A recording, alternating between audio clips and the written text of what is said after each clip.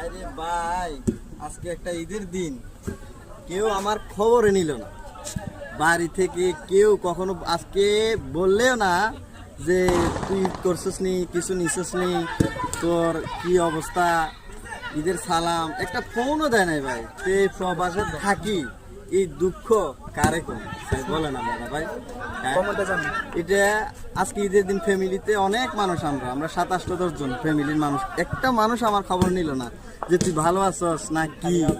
হ্যাঁ, আজকে ঈদের দিন, আমি সবার ছোট, সবাই আমার খবর নেওয়া দরকার, কিন্তু সবাই দেশে আছে, আমি একা বিদেশ, আমার খবর কেউ নিল না। আমি ফোন করি তাদেরকে পাই না, তারা এমন ব্যস্ততা দেখাইতেছে যে আমাদের থেকেও ওরা অনেক বিজি দেশে।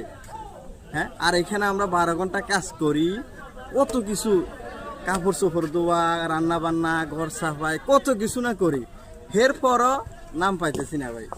এরপরে মাস শেষে আজকে তো এত তারিখ, খোঁজ খবর আসেনি।